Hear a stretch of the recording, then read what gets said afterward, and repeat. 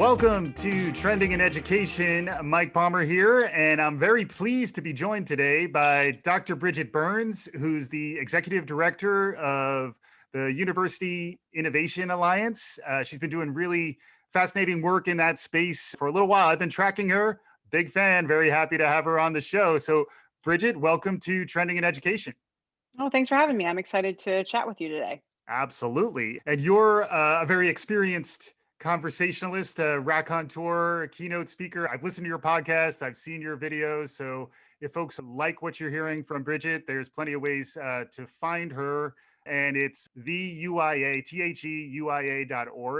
Yep. is the website if you want to browse that even as we're talking or learn more. But to begin, Bridget, we always love to ask our guests to tell us their origin story, what got you to this point in your professional life. And for an audience who's trying to get a read on where the future of learning is headed, how does your origin story lead into that conversation? I am really fortunate to do work that directly affects people who have my background. I got bit by the education bug very early on, and just nothing else has been as interesting or as exciting in terms of making an impact. My background is that I grew up in a low income family in rural Montana. My father's been in a wheelchair since I was 2 years old. My mom stayed home and took care of him. So near 100% unemployment in my family. And I tell the story about how I was really not given any guidance about college. College was something that while I observed others going, there wasn't really any intentional or thoughtful talk about it. Mm. The only conversations were when my dad would literally joke about how if I really wanted to go, I should do what my brother did and win a state championship in wrestling. And so that was it. And the message I took from that, just like other low income or first generation students, when you're trying to like sift through and find the guidance to follow, is that I followed that advice as though it was saying, if I'm really good at something, if I'm exceptional at something, then I'll get to go to college. And so I doubled down and focused on winning a state championship, not in wrestling, thankfully. And then I totally neglected my studies. And so just real quick, what was the state championship? In debate. I ended up finally winning a state championship in debate. Nobody's interested in a mediocre student who can argue about it compared to a Big Ten wrestler. So I barely eked out of high school with a 2.3 GPA. I didn't have nearly the options that I thought I would. And I didn't really have the guidance. So I stumbled to a community college in rural Idaho. Actually, not really rural, so Coeur d'Alene, Idaho. And that was as far as I could get away from Montana. And as 18-year-olds do, like we don't, I love how now when I give advice, by the way, to young people, that my advice is so strategic and you got to make a decision this way or that. And the truth is, I just bumbled my way. Yeah. And I'm so lucky that it worked out. People have been incredibly kind and generous to me. And that's really what's happened in my life. So I get to community college. Turns out they don't have a debate program. And so I have to get involved in something. I'm trying to find a use for my skills. So that got me involved in student government, which was really very eye-opening because through that, I became aware of the challenges other low-income students experience. I understood more about the poverty cycle, started first airplane ride to DC to lobby. So it was some of those early formative experiences that education gave me that really led me on my path. It was a lot of the stuff outside the classroom. And I then ended up at Oregon State University. And a year and a half after I got there, I was elected student body president. And a year and a half after that, I was appointed by the governor of Oregon to the State Board of Higher Education. That's a bit more of my origin, younger story. But if you think about it, that's so formative. Like as someone with my background, a non-traditional student who barely transferred, showing up at a school, didn't know anyone, and managing to, at 22 years old, being on the hiring committee for the next college president. And then having to deal with hiring and firing of college presidents and figuring that out. So that was just a really powerful experience. And the broad picture of that is I really wanted to try and help education uphold the promise and the impact that I thought it should have, and it had for me. And I just want other kids in poverty to have the same opportunity to have the light bulb awakening moment that I had. And so that's kind of how I got bit at a younger age. And then I stayed in education. I, got my master's in public policy, worked after I left the university system. I served on several other state boards around college access success, and ultimately ended up becoming the chief of staff years later for the university system. And then that gets me to, at some point, I'm finally ready for transition and I become an ACE fellow and I get to follow Michael Crow around. There'd been all this talk about innovation and innovative leaders, and it felt very much like it's hard to know, Right. is it really different? Are there leaders who are fundamentally different? Is how they see the world different? And what could I learn from him? And I just also wanted to understand the difference between really strong leadership and otherwise, because I'd seen there's a wide spectrum. And so that has been formative. And then during my ACE fellowship is when this opportunity, the fact that President Crow was looking for a way to team up with other universities who might want to also be ambitious about really delivering on the promise nationally. And that's where the alliance came from. Yeah. That's amazing stuff. And Michael Crow at ASU, if you don't know, you should know, because he's even transcending education, I think, in terms of broad awareness. But certainly if you're interested in education, he's someone to track. But can you give a little background around what Michael's doing as best he can? Yeah, President Crow is widely seen as one of the most innovative presidents in the US, but also just generally one of the most innovative individuals out there. He really thinks about scale and about broadening participation, but really stepping up and using technology in a creative way, thinking about the modalities of education, trying to think ahead. One of the things that's really useful to know about Mike is part of his original interest was in science and technology policy. So science policy, like that is his, like way back, that's his jam. So he cares about the future and how we meet the needs of the future. He loves to watch science fiction movies. So think about the kind of person that is really thinking about those things, and that he happens to lead the largest university in the country. And when he first got to ASU, it was not anything like what it is now. He's fundamentally changed it. He deeply cares about students. He deeply cares about education and trying to help it really achieve its full potential in terms of impact. He's someone who I think a lot of people come in and they're like, is he possibly the real deal? Or this is weird. How do you work? Yeah. And I was in that space where I was trying to figure out, is this dude for real?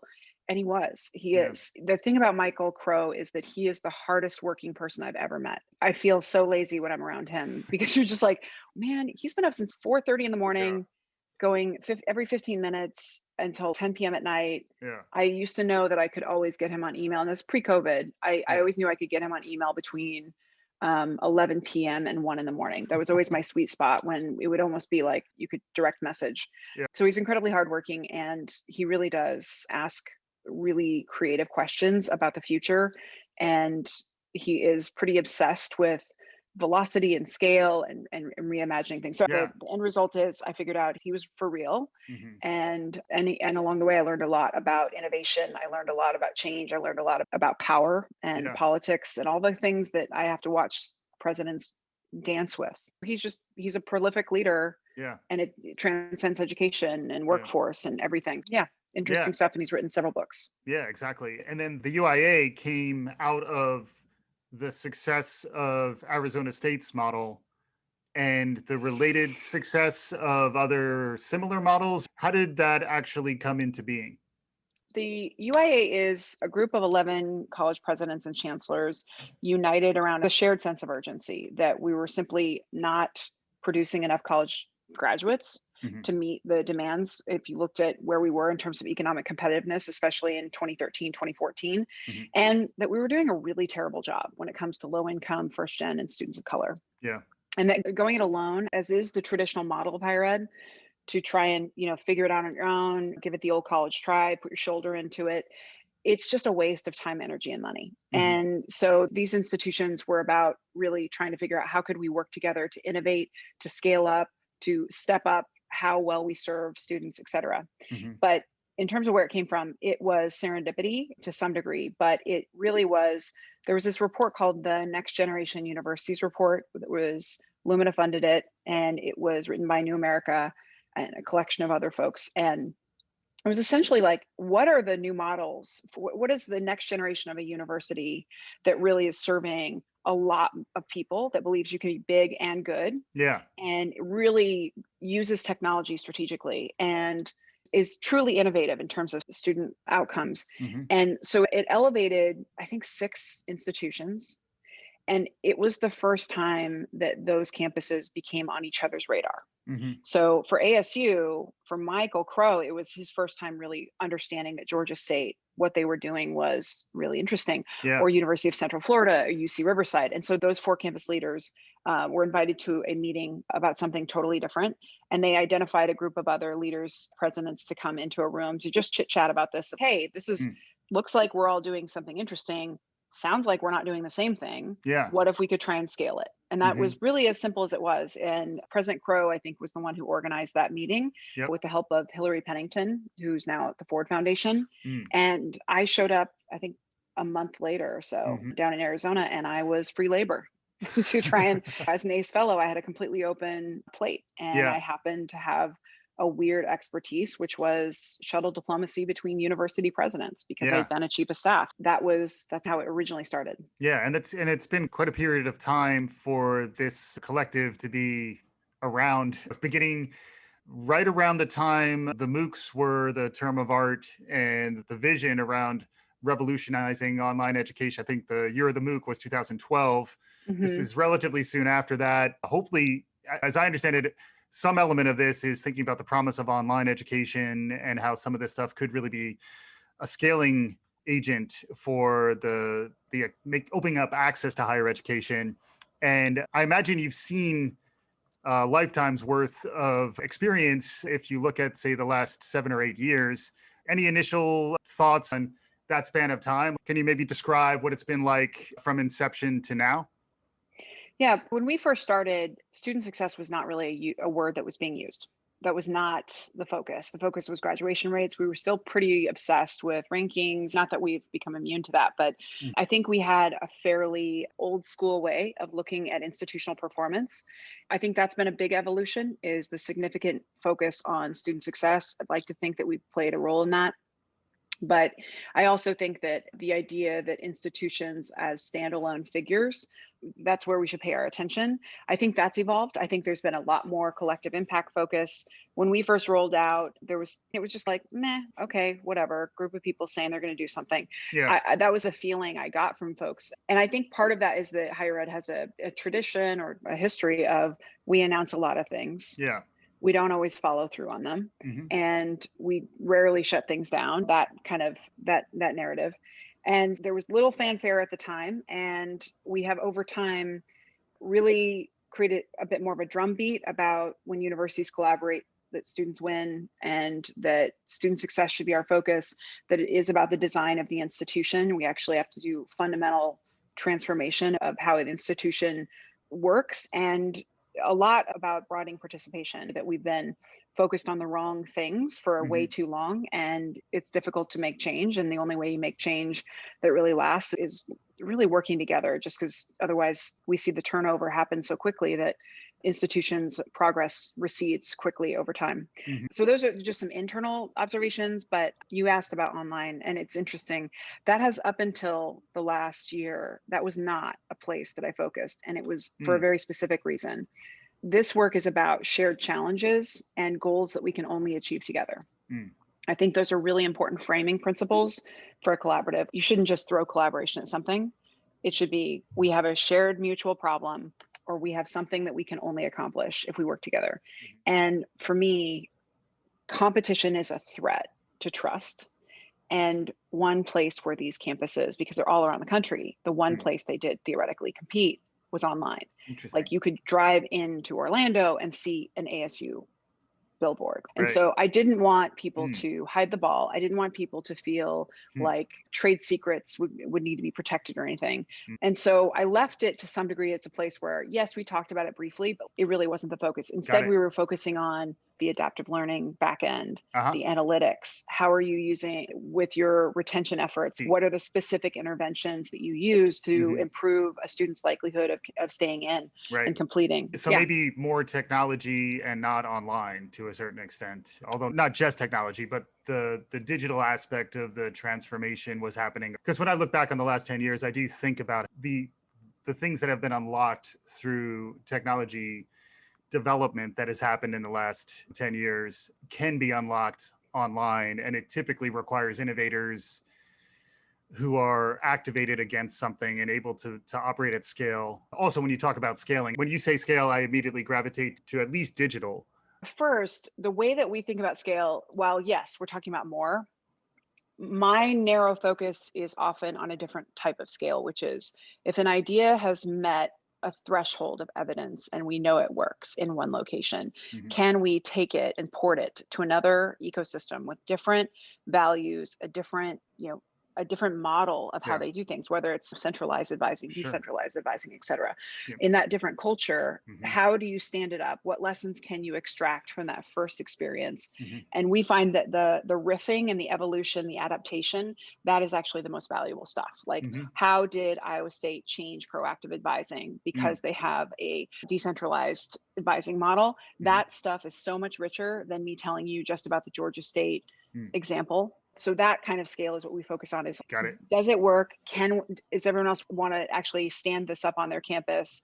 And then how can, as part of a small group of trusted colleagues, how can we set ourselves up that we're sharing in real time so that we move faster, Right. that we can move more effectively, et cetera? Sure. Yeah, I was maybe gravitating a little more towards technology, but I do hear what you're saying here. One of the trends that we're talking about in 2021 is the idea of virtuous feedback, and the idea that you can create these feedback mechanisms among the different schools so that when you try something that worked in one place, when you try it somewhere else, it's not going to be delivered in exactly the same way, but ultimately the information sharing will make everybody better. So I definitely understand that orientation. I think my question was more about how technology relates Okay. to the innovation, because when you were talking about scale, and feel free to educate me, maybe our listeners will be along for the ride, but I immediately, when I think scale, I think digital and I think online learning, and that's why I thought it was maybe surprising to me that your focus wasn't necessarily so much there.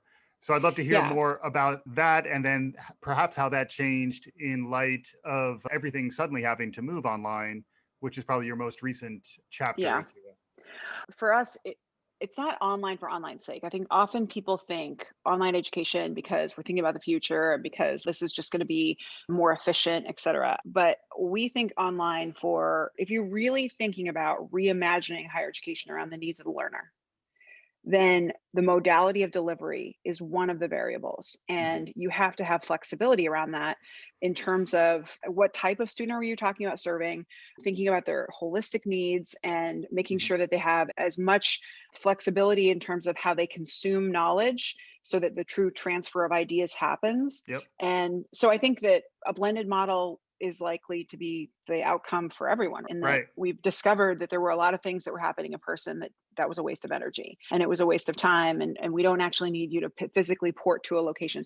But we've also become very clear about some stuff that should never be online. And I think that the lack of community and connection, and it turns out a lot of the stuff that people treated as somewhat peripheral, as the town square, or there's this study space that students are just hanging out in. Is that really what yeah, actually, Yeah. the interactions that happen, those serendipitous interactions, it turns out there was extremely high value to that. And that a lot of the stuff we thought of as old school that have to do with the architecture of the campus, there's actual real thoughtful and important value that Hmm. I just don't think we appreciated. Yeah. But again, for us in terms of technology, we're thinking about the what data do you need to be focused on? How do your systems need to be changed to make sure that the right people who are going to be intervening have access to the data in real time? Yeah. How do we make sure that the chatbot, if you're going to communicate in this ecosystem, we know that surveys fatigue is like a massive problem. And Right. so it's not just throw a chatbot at it. It's Right. how do you set, there are versions of chatbots, there are different locations for chatbots. You can choose different parts of your institution to have control.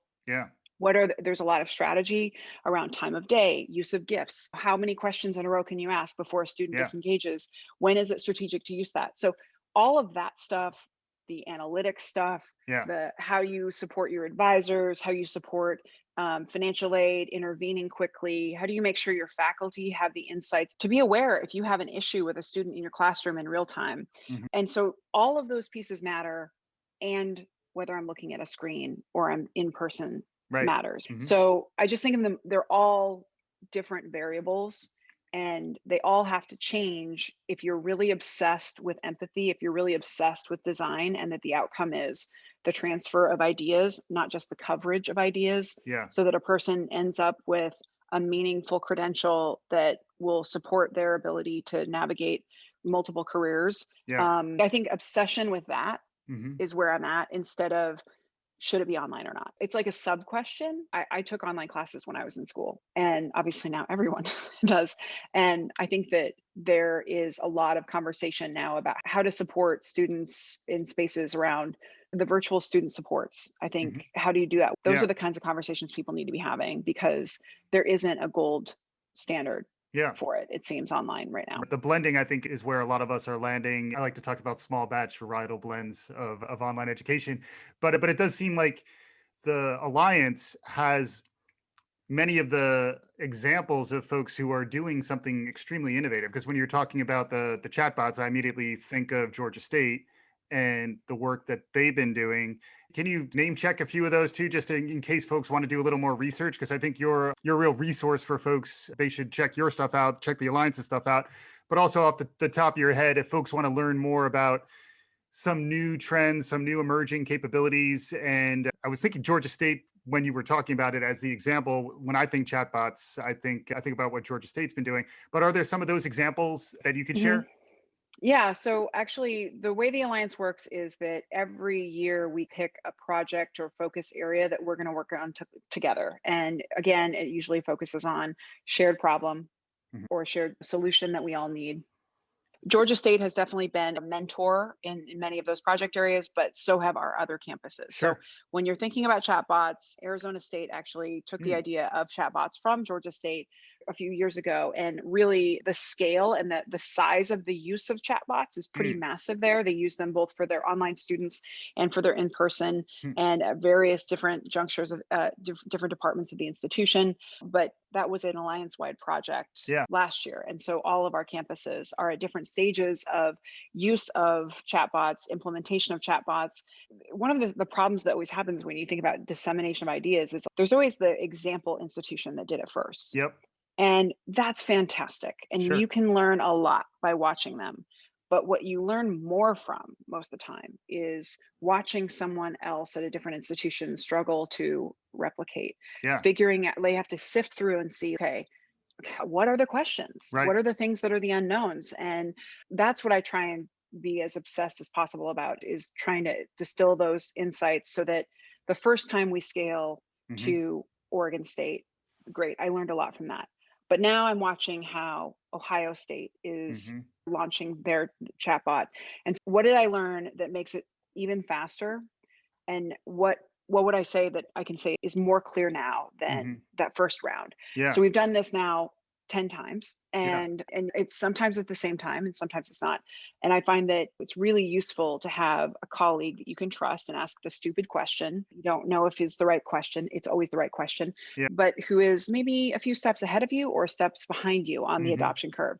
So Hmm. that's really what we do, is we create this small cluster approach to, we're all moving towards the same direction, but we're all Yeah. going to have different interpretations of it.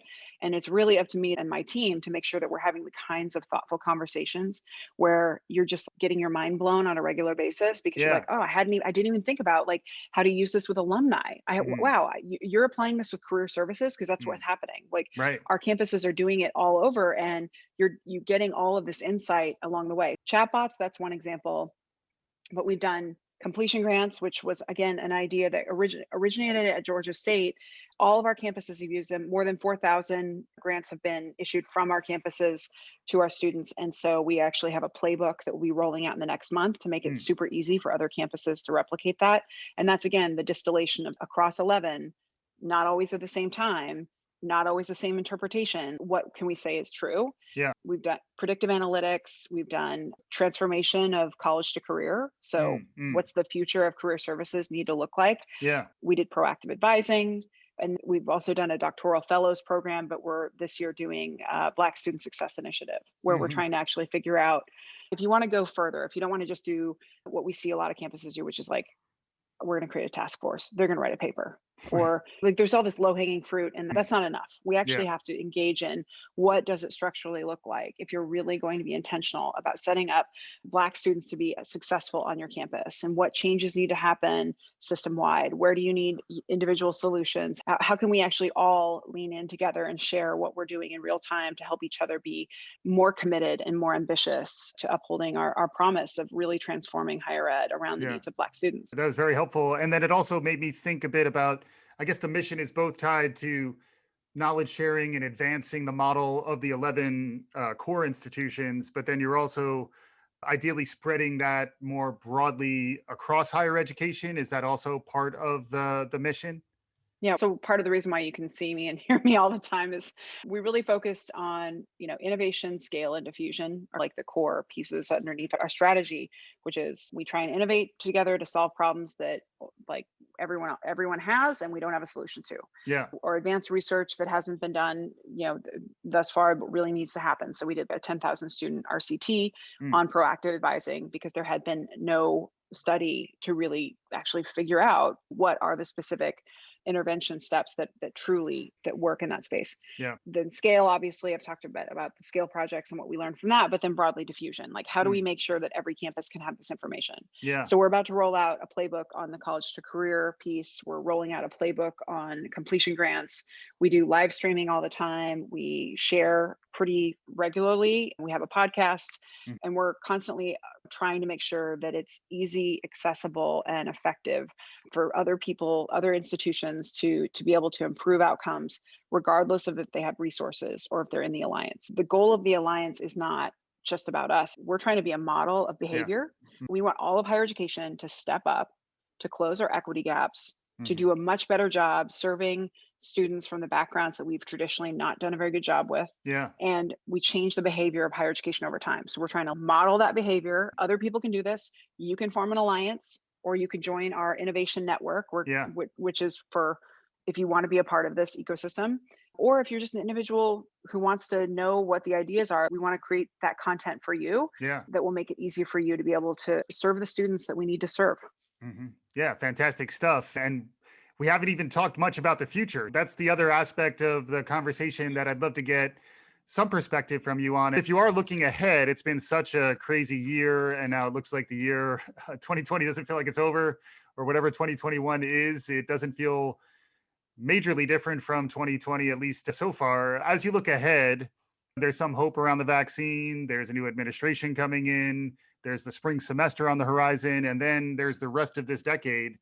What do you see on the horizon? Anything capturing your interest or imagination? Any plans for the alliance? I would just say, in terms of stuff coming from us, we'll be announcing shortly that we've exceeded many of our initial public goals. And so our campuses have decided to double down. Hmm. And instead of just focusing on improving outcomes and expanding the number of college graduates and specifically low income, we're now moving towards every campus is committed to eliminating disparity overall. And Hmm. so that's going to be a lot more intentional work around every kind of student population, where we're talking rural, urban, adult learners, all of it. Whereas before we've been traditionally really focused on low income students and first Got it. gen. And we have been hounded to some degree since 2013. People have said, when are you going to admit more campuses? When are you going to bring more on? And Yeah. we have gone for the last year and a half, almost 2 years. We have actually been figuring out how we came together was somewhat serendipitous. But now that we know what we know, and over 120 institutions have asked to join the alliance, and we have had some success. The question is, how would you expand in a way that was truly finding the right institutions who are serious about this work? Hmm. And so we had to develop a really complex formula. We analyzed every institution in the country, R1s and R2s, and we were committed to expanding the types of institutions. We've always been just research intensives, large publics over 25K. Hmm. And we're now going to be adding an HBCU and a regional public institution that we'll be announcing in the next month. Hmm. And we're going to be expanding up to potentially doubling the size of the alliance. We'll never Wow. get bigger than 20 Hmm. because we think the intimacy matters. So that's one announcement, is that like we're Yeah. actually open for business in terms of we figured out the right criteria to help us identify the kinds of actors that we think are going to take this seriously and commit and really add value. Yeah. That's a big part of what I'm focusing my time on. Yeah, And for sure. also something called the University Innovation Network, where other institutions, individuals, or networks can be a part of an ecosystem Mm. with the alliance. We just wanted to create a space where ideas move more quickly. Hmm. So it can be about anything, but we would, of course, seed that with original content from the UIA. Yeah. In terms of what's inspiring me about the future, I think I'm really interested in figuring out how we set higher ed to really soak up the lessons from COVID that were good.